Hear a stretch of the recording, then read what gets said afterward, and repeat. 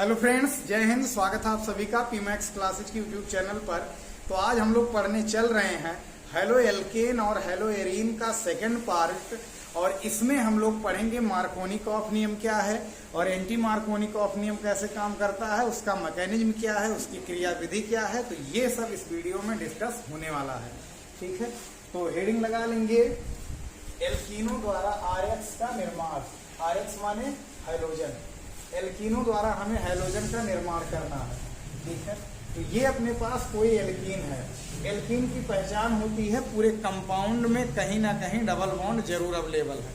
तो ये एक एल्कीन है क्योंकि कंपाउंड में क्या अवेलेबल है, डबल बॉन्ड। इसका रिएक्शन जब हम HBr से कराते हैं तो ये रिएक्शन काम करता है मार्कोनिकॉफ के रूल के हिसाब से।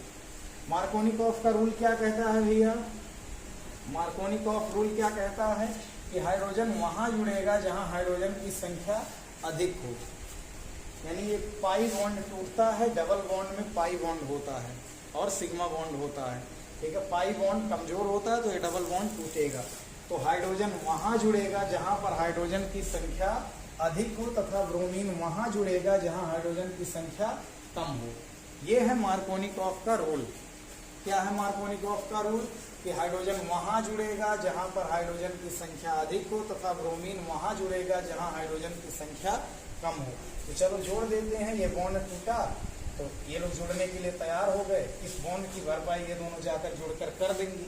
तो क्या होगा, हाइड्रोजन जुड़ जाएगा यहाँ पर, तो बन गया क्या, CH3। और ये ब्रोमीन जाकर भाई साहब जुड़ गए यहाँ पर, और ये आकर जुड़ गया यहाँ पर ब्रोमीन, और ये अपना तैयार हो गया हेलो एल्केन यानी RX। क्या तैयार हो गया? ये अपना R है, एल्किल ग्रुप, और ये क्या है, ये अपना हाइड्रोजन है। तो ये अपना हेलो एल्केन तैयार हो गया। तो ये मार्कोनिकॉफ का रूल है। बात समझ में आई?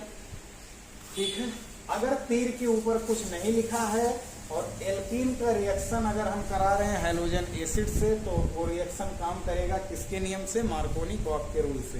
एक बार फिर से सुन लो मार्कोनिकॉफ का रूल। हाइड्रोजन वहां जुड़ेगा जहां हाइड्रोजन की संख्या अधिक हो तथा ब्रोमीन वहां जुड़ेगा, यानी हाइड्रोजन वहां जुड़ेगा जहां हाइड्रोजन की संख्या कम हो। अब इसका जरा मैकेनिज्म देखते हैं। ये मैकेनिज्म नहीं लिखा है मार्कोनिकॉफ। तो मैकेनिज्म यानी क्रिया विधि जब समझेंगे इसका, क्रिया विधि, और क्रिया विधि आ जाएगा एग्जाम में तो उसको समझाना पड़ेगा।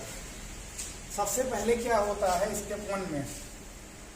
स्टेप 1 में क्या होता है, ये जो HBr है ये टूटता है भैया H+ में और किसमें, Br- में।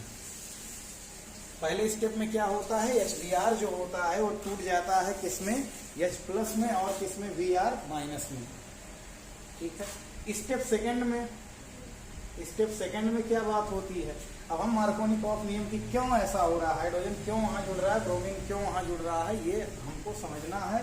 तो ये उसकी बाकायदा क्रिया विधि है, मैकेनिज्म है, स्टेप बाय स्टेप प्रोसेस है। तो सबसे पहले HBr का ये बंद टूटा है, बंद टूटेगा तो इस पर एक प्लस आ जाएगा, इस पर क्या आ जाएगा, माइनस आ जाएगा। ठीक है, ये अपने आयनों में टूट जाएंगे, कहने का मतलब ये है। अब अपने पास क्या है, CH2 CH3 CH double bond क्या, CH2। बात समझ में आई? यहां से क्या हो सकता है? अच्छा, एक चीज हमेशा याद रखेंगे, सिंगल बॉन्ड में कितने इलेक्ट्रॉन होते हैं? तो 2 इलेक्ट्रॉन होते हैं। किसी भी सिंगल बॉन्ड में कितने इलेक्ट्रॉन होते हैं? 2 इलेक्ट्रॉन होते हैं। डबल बॉन्ड में कितने इलेक्ट्रॉन हो जाएंगे? 4 इलेक्ट्रॉन हो जाएंगे। ठीक है, ट्रिपल बॉन्ड में कुल कितने इलेक्ट्रॉन हो जाएंगे? 6 इलेक्ट्रॉन हो जाएंगे। और इलेक्ट्रॉन पर कौन सा आवेश होता है? तो इलेक्ट्रॉन पर ऋण आवेश होता है। इलेक्ट्रॉन का नेचर कैसा होता है? नेगेटिव। ठीक है, नेगेटिव नेचर शो करता है इलेक्ट्रॉन, यानी इलेक्ट्रॉन जहां भी जाएगा वहां अपने साथ वो क्या ले जाएगा, नेगेटिव प्रॉपर्टी ले जाएगा। ठीक है, अब होता क्या है, यहां पर हो सकता है ये वाला बॉन्ड शिफ्ट हो जाए इस कार्बन पर। तो जब ये बॉन्ड शिफ्ट होगा इस वाले कार्बन पर, तो ये अपने साथ कितना इलेक्ट्रॉन ले जाएगा? 2 इलेक्ट्रॉन। तो क्या हो सकता है कि CH3 CH यहाँ सिंगल बॉन्ड रहेगा, और इस पर जब वो बंध शिफ्ट हुआ इस वाले कार्बन पर, तो 2 इलेक्ट्रॉन लाकर शिफ्ट करेगा, जिससे इलेक्ट्रॉन के आने के नाते इस पर आ गया माइनस और इस पर आ गया क्या, प्लस। तो क्या हो सकता है कि CH3 CH यहाँ सिंगल बॉन्ड रहेगा और इस पर जब वो बंध शिफ्ट हुआ इस वाले कार्बन पर, तो 2 इलेक्ट्रॉन लाकर शिफ्ट करेगा, जिससे इलेक्ट्रॉन के आने के नाते इस पर आ गया माइनस और इस पर आ गया क्या, प्लस। इलेक्ट्रॉन इससे दूर गया है तो इस पर प्लस, इसके पास आया है, इस पर आया है तो इस पर क्या आ गया, माइनस आ गया। हो सकता था क्या कि ये वाला बंद शिफ्ट हो जाए इस कार्बन पर, दो ही चॉइस है। तो हम क्या क्या संभावनाएं हैं वो दिखा रहे हैं आप लोगों को। तो दो संभावनाएं हो सकती थी इस पाई बॉन्ड की शिफ्ट होने की, या तो इस वाले कार्बन पर या तो इस वाले कार्बन पर ये पाई बॉन्ड शिफ्ट हो सकता है। अगर इस पर शिफ्ट होगा भैया तो क्या होने वाला है, CH3CH, यहाँ तो सिंगल बॉन्ड ही रहेगा। अब इस कार्बन पर आ जाएगा प्लस, इस कार्बन पर आ जाएगा क्या, माइनस। अब अपने हाइड्रोजन भाई साहब जुड़ने के लिए तैयार हैं। ये H प्लस जुड़ेगा किससे, माइनस से जुड़ेगा। H प्लस जुड़ेगा किससे, माइनस से जुड़ेगा। अगर मान लो यहाँ H प्लस जुड़ा है, अगर यहाँ H प्लस जुड़ा है तो ये इस पर जाकर जुड़ेगा और बनाएगा क्या, CH3, CH पर प्लस और फिर क्या, CH3, और ये प्लस माइनस मिलकर क्या हो जाएंगे, उदासीन हो जाएंगे। एक मिनट देख लीजिए आ रहा है कि नहीं, हाँ दिख रहा है, ठीक है। तो ये बन गया। या फिर हो सकता था H प्लस अगर इसमें जुड़ रहा होगा, बनेगा तो कोई एक ही केस, हम केस दोनों डिस्कस कर रहे हैं। यहाँ पर अगर जुड़ेगा तो इसके माइनस से जुड़ेगा, प्लस हमेशा माइनस की तरफ आकर्षित होगा, तो बनेगा क्या, CH3, क्या बनेगा, CH3, यहाँ पर क्या CH2 हो जाएगा और यहाँ पर क्या हो जाएगा, CH2 पर प्लस। ये अपने पास दो, ठीक है, धनायन हमें मिल रहे हैं, दो धनायन देखने को मिल रहे हैं। अच्छा अब समझना जरा, जिस कार्बन पर प्लस है, जिस कार्बन पर प्लस है वो अगल बगल कितने कार्बन से जुड़ा हुआ है, तो अगल बगल दो कार्बन से जुड़ा हुआ है। तो इसीलिए 2 डिग्री कार्ब धनायन है। कौन सा कार्ब धनायन है ये, 2 डिग्री कार्ब धनायन। कौन सा कार्ब धनायन है ये, 2 डिग्री। और जिस कार्बन पर प्लस है वो डायरेक्टली कितने कार्बन से जुड़ा है, एक कार्बन से, तो इसको बोलेंगे 1 डिग्री कार्ब धनायन। कौन सा कार्ब धनायन, 1 डिग्री। बात समझ में आई, ये 1 डिग्री। अब ये मत कहना कि ये दो कार्बन से जुड़ा हुआ, डायरेक्ट कितने कार्बन से जुड़ा है, एक कार्बन से। ये डायरेक्ट कितने कार्बन से जुड़ा है, दो कार्बन से जुड़ा हुआ है, ठीक है। तो ये 2 डिग्री कार्ब धनायन है और ये कौन सा, 1 डिग्री कार्ब धनायन। और ये बात गठिया लेना, बांध लेना कि 2 डिग्री कार्ब धनायन, द्वितीयक कार्ब धनायन जो होता है, द्वितीयक कार्ब धनायन 1 डिग्री कार्ब धनायन से ज्यादा अस्थायी होता है। 1 डिग्री कार्ब धनायन से अधिक अस्थायी होता है, अधिक अस्थायी होता है, ठीक है। 2 डिग्री कार्ब धनायन 1 डिग्री कार्ब धनायन से अधिक अस्थायी होता है। अगर 3 डिग्री होता तो वो सबसे ज्यादा अस्थायी होता। तो 2 डिग्री कार्ब धनायन 1 डिग्री कार्ब धनायन से अधिक अस्थायी होता है। तो ब्रोमीन की बारी बची हुई है जुड़ने के लिए, अभी ब्रोमीन, ठीक है, जुड़ेगा। तो अब तुम ही लोग बता दो, ब्रोमीन कहाँ जुड़ना चाहेगा, जो अधिक अस्थायी है उससे जुड़ना चाहेगा कि जो कम अस्थायी है उससे जुड़ना चाहेगा। तो हर कोई चाहता है कि वो जो अधिक स्टेबल है, जो अधिक अस्थायी है, वो उससे जुड़े, ठीक है। तो ये अपना ब्रोमीन जो भाई साहब है वो इससे जुड़ेंगे, इसके प्लस से जुड़ेंगे और इससे नहीं जुड़ेगा। तो क्या हो जाएगा, स्टेप थर्ड में हो जाएगा कि CH3 CH प्लस से अब कौन जुड़ जाएगा, आगे चलकर ब्रोमीन माइनस आकर जुड़ जाएगा यहाँ पर, और क्या बना लेगा, अपना फाइनल प्रोडक्ट बना लेगा CH, और फिर क्या Br, और यहाँ पर क्या है CH3।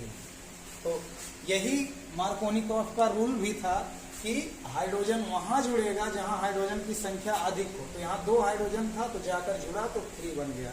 ब्रोमीन वहां जुड़ा जहां हाइड्रोजन कम था, ठीक है। इसीलिए जुड़ा था क्योंकि अधिक अस्थायी कंपाउंड है ये। बात समझ में आई, ये बहुत कम स्टेबल है, तो इसीलिए ऐसा होता है मार्कोनिकॉफ के रूल में कि हाइड्रोजन वहां जुड़ता है जहां पर हाइड्रोजन अधिक होता है और ब्रोमीन वहां जुड़ता है जहां पर हाइड्रोजन की संख्या कम होती है।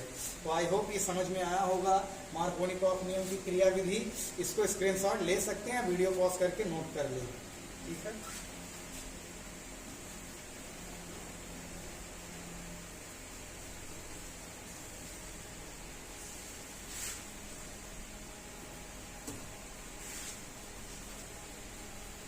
अब हम लोग चलते हैं कि एंटी मार्कोनिकॉफ रूल कब लगता है। तो अगर यही रिएक्शन भैया जो अपने पास CH3 CH double bond CH2, ये कौन है? एल्कीन है। कौन है? एल्कीन। अगर यही रिएक्शन HBr से हो रहा हो, लेकिन तीर के ऊपर लिख दिया गया है कोई पराक्साइड, पराक्साइड की उपस्थिति में अगर ये रिएक्शन संपन्न हो, किसकी उपस्थिति में? पराक्साइड की उपस्थिति में अगर ये रिएक्शन संपन्न हो, पहले क्या कुछ लिखा था? नहीं, तो ये एंटी मार्कोनिकॉफ रूल को फॉलो करता है। Anti Markovnikov rule. कौन सा रूल लगेगा? Anti Markovnikov. अब तुम ही लोग बता दो एंटी मार्कोनिकॉफ का मतलब क्या होगा? ये जब पाई बॉन्ड टूटेगा, कमजोर है, तो क्या होगा? जब बॉन्ड टूटेगा तो ये लोग भी जुड़ने के लिए क्या होंगे? तैयार हो जाएंगे। अब क्या एंटी मार्कोनिकॉफ क्या? हाइड्रोजन वहां जुड़ेगा जहां हाइड्रोजन की संख्या कम हो। हाइड्रोजन वहां जुड़ेगा जहां हाइड्रोजन की संख्या कम हो। ब्रोमीन वहां जुड़ेगा जहां हाइड्रोजन की संख्या अधिक हो। उल्टा हो गया, और उल्टा होने के नाते इसे एंटी मार्कोनिकॉफ रूल कहते हैं। और उल्टा हुआ क्यों? क्योंकि ये पराक्साइड आ गया बीच में। पराक्साइड ना आया होता तो मस्त मार्कोनिकॉफ का रूल लगता। ठीक है, तो क्या बनेगा कंपाउंड? अब की बार CH3CH2 हो जाएगा। यहाँ तो सिंगल बॉन्ड ही है, यहाँ पर CH2 और यहाँ पर क्या? ब्रोमीन। 1 डिग्री हेलो एल्केन बन गया।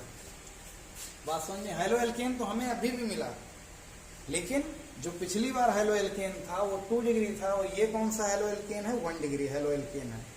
तो कंपाउंड चेंज हो गया। ठीक है, पराक्साइड की उपस्थिति में। अब इसकी भी हम लोग मैकेनिज्म देखेंगे। तो एंटी मार्कोनिकॉफ रूल समझ में आया? क्या है एंटी मार्कोनिकॉफ या प्रति मार्कोनिकॉफ रूल? अगर कोई पूछेगा तो क्या बताओगे? प्रति मार्कोनिकॉफ, पहली चीज, पराक्साइड की उपस्थिति में अगर कोई रिएक्शन हो रहा है एल्कीन का, तो वहां पर एंटी मार्कोनिकॉफ रूल लगेगा। ठीक है, एंटी मार्कोनिकॉफ रूल क्या कहता है? कि हाइड्रोजन वहां जुड़ेगा जहां हाइड्रोजन की संख्या कम हो, और ब्रोमीन या हैलोजन वहां जुड़ जाएगा जहां हाइड्रोजन की संख्या अधिक हो।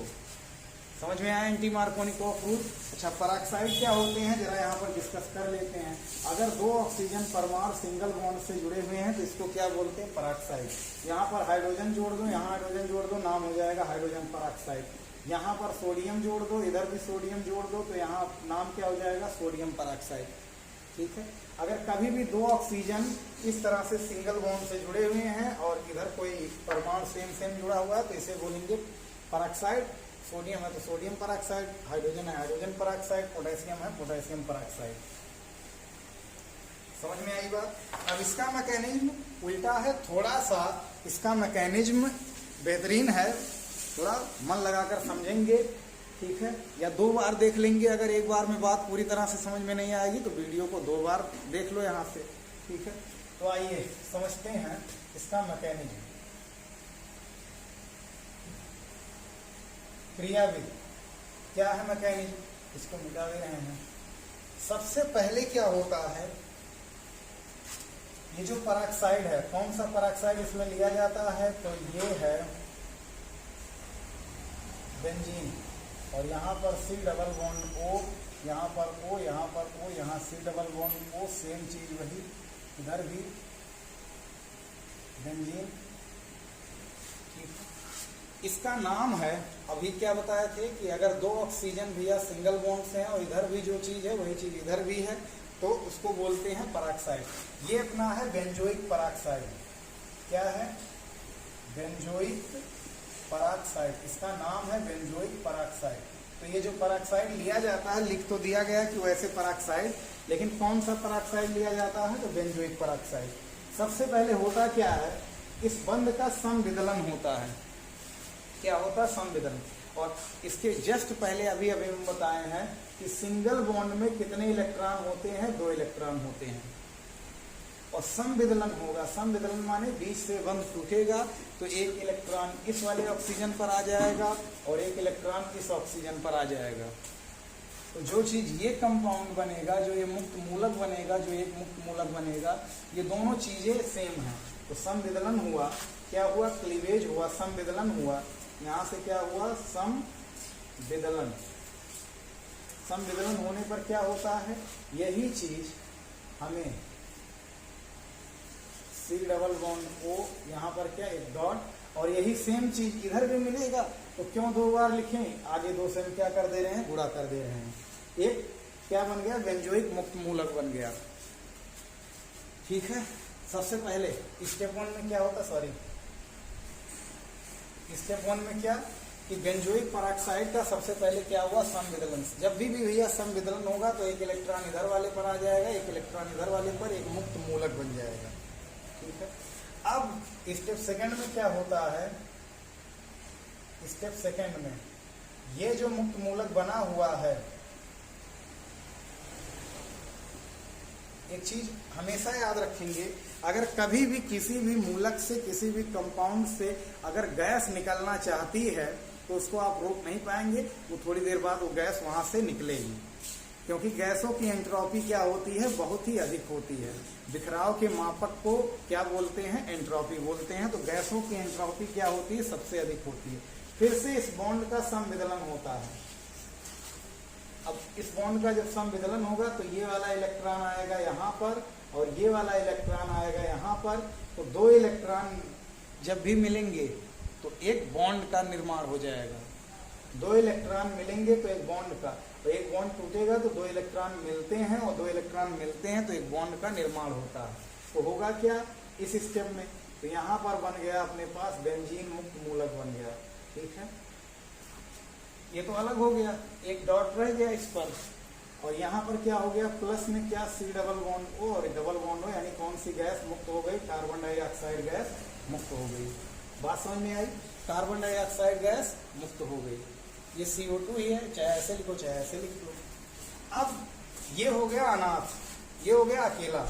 ठीक है, अगर ये अकेला हो गया है तो स्टेप थर्ड में क्या करेगा, किसी इलेक्ट्रॉन वाले जोड़ीदार को ढूंढेगा। तो ये जो बेंजीन मुक्त मूलक है अपने पास,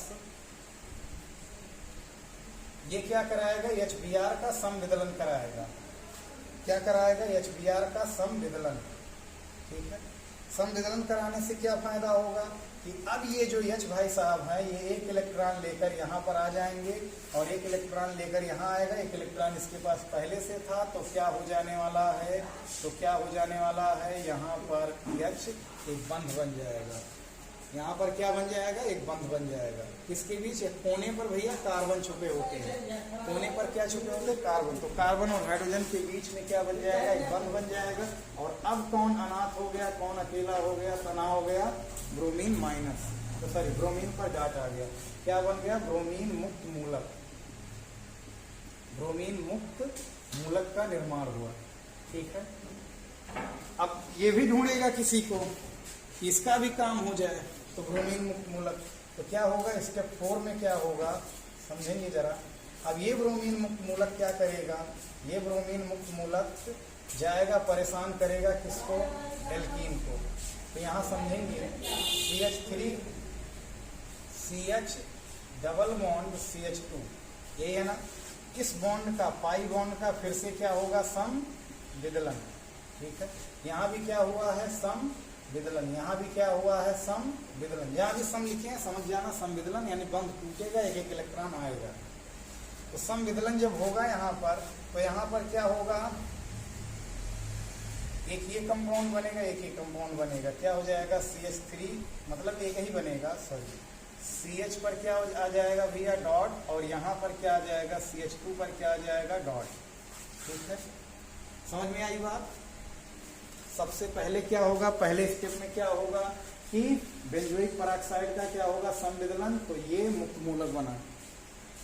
अब फिर इस मुक्त मूलक में जो गैस है, वो गैस निकलना चाहेगी तो गैस निकाल दो। और कई जगह पर हम गैस निकालेंगे, ऐसे अगर कहीं भी गैस निकलने की गुंजाइश है तो वहाँ गैस फटाक दे निकाल दो। फिर क्या होगा, ये जो बेंजीन मुक्त मूलक हो गया, ये HBr का समविदलन कराएगा, यह आकर यहाँ जुड़ जाएगा, बेंजीन हो गया, ये तो अस्थायी हो गया, इसका काम अब खत्म है। ब्रोमीन मुक्त मूलक हमें तैयार हो गया। यही ब्रोमीन मुक्त मूलक को जुड़ना है, अब डिपेंड करेगा कहाँ वो जुड़ना चाहेगा, किसके साथ जुड़ना चाहेगा। तो स्टेप 4 में कुछ यूं हुआ होगा, क्या, CH3 CH double bond CH2, इस बॉन्ड का समविदलन होगा। तो समविदलन होने से एक एक इलेक्ट्रॉन दोनों पर आ जाएंगे, एक मुक्त मूलक बन गया। ठीक है, अब समझना है। ठीक है, अब ब्रोमीन के पास चॉइस है, ब्रोमीन का डॉट या तो इस कार्बन से जुड़े या तो इस कार्बन से जुड़े।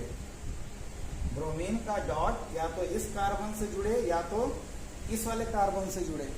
ठीक है, चलो देख लेते हैं जोड़कर कहाँ जुड़ेगा। तो चलो यहाँ पर ब्रोमीन का डॉट हम लोग जोड़ रहे हैं। ठीक है, इसके पास दो चॉइस है जुड़ने का। ठीक है, अगर ये जुड़ा होगा यहाँ पर तो क्या हुआ होगा समझना जरा, CH3CH, यहाँ एक बॉन्ड बन गया होगा और Br, और यहाँ पर हो गया क्या, CH2 पर डॉट रह गया। ठीक है, समझ में आ रही है बात। ठीक है, अगर ये ब्रोमीन मुक्त मूलक इसी स्टेप में ही निपटा दे रहे हैं, चाहे तो अलग से लाकर करो, स्टेप 5 करके करो, चाहे इसी में निपटा दो। अगर ये ब्रोमीन जुड़ा होगा इससे तो बनेगा ये। और एक चांस और क्या हो सकता है, अगर ये जुड़ेगा इससे तो उस पर डॉट रह जाएगा, क्या होगा CH3 और फिर क्या भैया CH, और इस पर डॉट रह गया और यहाँ पर क्या आ गया CH2 और फिर क्या Br। बात समझ में आई इतना। ब्रोमीन के पास दो चॉइस था अपना इलेक्ट्रॉन लेकर बंध बनाने का। ठीक है, तो दोनों चॉइस हम देख लिए, लेकिन अब दोनों में अंतर क्या है समझना जरा। जिस पर डॉट है, जिस वाले कार्बन पर डॉट है, जिस वाले कार्बन पर डॉट है वो डायरेक्ट कितने कार्बन से जुड़ा है, एक कार्बन से, तो ये 1 डिग्री मुक्त मूलक है। कौन सा मुक्त मूलक है, 1 डिग्री मुक्त मूलक है। जिस कार्बन पर डॉट है वो डायरेक्ट एक कार्बन से जुड़ा है, इसीलिए 1 डिग्री मुक्त मूलक है। और यहाँ पर जरा देखना, जिस कार्बन पर डॉट है वो अगल बगल कितने कार्बन से जुड़ा हुआ है, 2 कार्बन से, तो ये 2 डिग्री मुक्त मूलक है। कौन सा मुक्त मूलक है, 2 डिग्री मुक्त मूलक है। तो 2 डिग्री, फिर वही चीज ढर रहा, 2 डिग्री मुक्त मूलक जो होगा, 2 डिग्री मुक्त मूलक, 2 डिग्री मुक्त मूलक 1 डिग्री मुक्त मूलक से, 1 डिग्री मुक्त मूलक से अधिक अस्थायी होता है, अधिक अस्थायी होता है। तो ब्रोमीन किसके साथ रहना पसंद करेगा, यही वाला, ये ब्रोमीन इसके साथ रहना पसंद करेगा, ये वाला गलत है, ये अस्थायी है, कम अस्थायी है। ठीक है, तो यहाँ ब्रोमीन टिक नहीं पाएगा। तो क्या हो जाएगा स्टेप 5 में। अब फिर से क्या होगा स्टेप 5 में, स्टेप 5 में कहीं का स्टेप ज्यादा भी कर सकते, कुछ लोग इसी को अलग से स्टेप बनाकर 5 कर देते हैं, तो फिर 6 स्टेप करना पड़ता है, तो चाहे उसी में कर दो। अब होगा क्या, ये CH3 CH पर डॉट CH2 और Br, अभी अपना फाइनल प्रोडक्ट नहीं बना, ये फिर से जाएगा HBr के अणु का क्या कराएगा, समविदलन। क्या कराएगा, समविदलन। समविदलन करने से क्या होगा, ये H भाई साहब आएंगे अपना ये लेकर, इलेक्ट्रॉन लेकर, और बना लेंगे क्या, CH3 CH2, क्या हो जाएगा CH2, चाहे सिंगल बॉन्ड H लगाओ चाहे CH2 कर दो, और यहाँ CH और क्या, ब्रोमीन। तो यही था अपने पास शुरुआत में कंपाउंड। बात समझ में आई। क्यों एंटी मार्कोनिकॉफ रूल से ब्रोमीन वहां जुड़ा था जहां हाइड्रोजन की संख्या अधिक थी, जहां हाइड्रोजन की संख्या अधिक थी, और हाइड्रोजन वहां जुड़ा था जहां हाइड्रोजन की संख्या कम थी। तो ये उसका मैकेनिज्म है। ठीक है, तो अगर आ जाएगा एंटी मार्कोनिकॉफ नियम का मैकेनिज्म क्या है, तो इस तरह से इसको समझा सकते हैं। अब बचा हुआ क्या है, ये ब्रोमीन मुक्त मूलक फिर से क्या हो गया, अलग हो गया। ये फिर जाकर क्या करेगा, ये फिर इधर वाले अगले दूसरे अणु को, एल्कीन के दूसरे अणु को फिर से परेशान करेगा, और फिर यही प्रोसेस आगे चलता रहेगा। ठीक है, एक बार फिर से जरा देख लो। ठीक है, एंटी मार्कोनिकॉफ रूल क्या कहता है कि हाइड्रोजन वहां जुड़ेगा जहां हाइड्रोजन कम हो, ब्रोमीन वहां जुड़ेगा जहां हाइड्रोजन अधिक हो, तो कंपाउंड ये बनेगा। लेकिन अगर इसकी क्रिया विधि बताना हो कि कैसे हुआ होगा, तो डायरेक्ट हमने एक लाइन में बता दिया। हुआ कैसे होगा, सबसे पहले क्या हुआ होगा, बेंजोइक पेरोक्साइड का संविदलन हुआ होगा, तो दो अणु मुक्त मूलक बने हैं बेंजोइक की। फिर गैसें जो है निकल सकती हैं, तो गैस निकाल दो, या अनाथ हो गया, अकेला हो गया, तना हो गया। फिर क्या करोगे, ये जाकर HBr का संविदलन कराएगा, HBr का संविदलन कराएगा जब, तो क्या होने वाला है, ये बेंजीन बन गया और ब्रोमीन मुक्त मूलक बन गया। अब ब्रोमीन मुक्त मूलक जाकर परेशान करेगा किसको, एल्कीन को, तो एल्कीन का संविदलन हुआ होगा, तो ये बना होगा। अब ब्रोमीन के पास दो चॉइस है, या तो उससे जुड़े या तो इससे जुड़े। इससे जुड़ेगा तो 1 डिग्री मुक्त मूलक बनाएगा, और अगर इस वाले डॉट से जुड़ेगा तो 2 डिग्री मुक्त मूलक, और 2 डिग्री मुक्त मूलक 1 डिग्री मुक्त मूलक से अधिक अस्थायी होता है। तो इसीलिए ये अपने काम का है, कौन, ये अपने काम का है, ये क्या हो गया, रॉन्ग हो गया, ये कंपाउंड बनेगा नहीं। तो क्या होगा, ये जाकर फिर से HBr का संवेदन कराएगा, H एक डॉट लेकर आएगा, इसके डॉट को जो इसका सूखा पड़ा हुआ था इसके सूखेपन को मिटा देगा और ठीक है, ये फाइनल प्रोडक्ट बन जाएगा। और ब्रोमीन क्या होगा, ब्रोमीन मुक्त मूलक फिर से यहाँ पर फिर जो बन रहे होंगे जाकर उनका इस तरह से ठीक है उनसे जाकर जुड़ता रहेगा। तो आई होप ये समझ में आया होगा। तो इस वीडियो में इतना ही, इसको स्क्रीनशॉट ले सकते हैं, ठीक है।